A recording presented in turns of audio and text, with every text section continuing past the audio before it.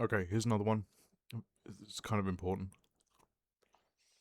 Residual symptoms and how to manage them. So, residual symptoms that don't go away after your acute psychotic episode. Sorry, I'm just finishing a sandwich. Now, most of the time, these refer to negative symptoms. But in my case, they refer to positive symptoms.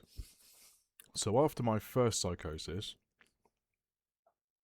all of my symptoms went away, apart from fucking ideas of reference, which I've talked about in other videos, other episodes, and about what a pain in the ass that is. So how do you manage ideas of reference? Well, I have some theories about what's going on there. And some people will tell you probably that it's more psychogenic than anything else. I don't buy into that. I think it's a primarily linguistic symptom, and it's tied to the pragmatic and social communication impairments in schizophrenia. That's my thinking. And so I intervene on it linguistically. So, when I experience someone talking to someone else in a way that has nothing to do with me, and I hear it and process that stimuli as though it's a direct address to me, and usually a negative appraisal of me in some way,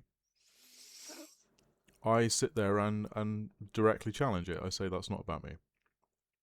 Or I do that with my inner speech. That's not about me, but I don't say anything. I have to do that. If I don't do that, it builds and builds and builds and builds and builds, and the ideas of reference get worse. But if I respond to each instance of referential ideation, I kind of push it back. So that's how I deal with it, okay? After my second episode, I developed another residual symptom, which when I was in the ward, I tried to explain, and it was very hard to get the psychiatrists to essentially buy into what I was saying. They were kind of like, that doesn't sound like... It doesn't sound like that's a symptom. It sounds like you're just ruminating or overthinking or something. But a few weeks into my second inpatient spell, I developed what I would describe, and what I described back then, as a coprolalia of inner speech. Now, coprolalia is normally associated with Tourette's. It's the involuntary production of expletives and other words. Not only expletives in Tourette's, but other words as well. For me, it's expletives. It's a deeply, deeply offensive words intrude on my inner speech. So I've just driven for 30 minutes from Dawlish, where I was spending time with my daughter, to Exeter, and I would say about 35 instances of quite severe and problematic language entered my inner speech in a manner that I couldn't control. And that's been a feature of my inner speech since the second episode. Wasn't there before. Now, when you dig into the research literature on this, there's only like 1 or 2 papers, and they're not very relevant to schizophrenia. But there are a lot of people on Reddit reporting it, which is quite interesting. So anecdotally, there are lots of reports of this kind of coprolalia of inner speech. But it's not been very well studied. So how do I manage that? I just ride that one. There's no way to stop it. You can't stop inner speech. You can't prevent inner speech from happening. So it's going to happen. That's one of those things where you say, well, how the fuck do I respond to this? My biggest fear is that I will start verbalizing the coprolalia, and I think that's very unlikely. But this leads into a discussion about some other symptoms that I've experienced in the prodrome of both episodes, which are primarily what I would call like somatic anxiety, right? So in the run up to my first episode, I became very, very scared that I was going to become urinary incontinent in public. It became an obsession, like an obsessional preoccupation. This fear that I was going to piss myself at the worst and most public of times. And this was triggered by something my course leader on the English and Creative Writing degree said. He was doing a lecture on Freud and the id, ego, and superego. He was doing psychoanalytic theory, a sort of introduction to psychoanalytic theory for creative writing students for some reason. And he said, for example, your id is what stops you pissing yourself in the street. And I had no understanding of psychology at that point. I hadn't read any psychology. And I was just like, oh, wait, so there's a psychological mechanism that prevents you from pissing yourself. So what if that fails? Then I'll piss myself, right? So I became preoccupied with this idea that my id was going to fail, which, you know, obviously now, having done a little bit of research, I know that's very unlikely to occur. But like the at the time, it was a serious preoccupation. I was having physical symptoms. I was having urinary symptoms. Like I was almost, through my anxiety, manifesting and inducing urinary issues because I was so focused on it that my body responded and started producing issues. I started leaking urine. Right? It's very interesting how influential your thought processes are on your body. So then that made things worse because I was like, it's real, I am. So I went to the GP a number of times, and he was like, no, there's nothing going on there, you're fine. Went for a renal ultrasound, no issues with the kidneys, you know, all that kind of stuff, looking for kidney stones and that sort of thing. And then before not too long, I was on a section and, you know, presenting with real urinary issues like urinary retention. And then ahead of the second episode, I had another sort of somatic anxiety thing, and that was this coprolalia thing.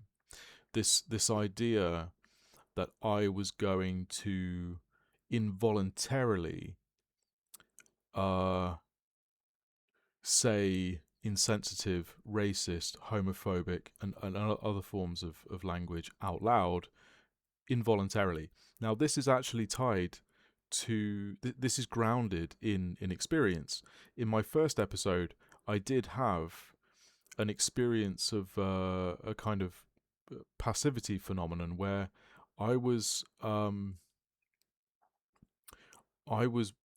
lying in bed and I spoke a complete sentence in the absence of any inner speech, right?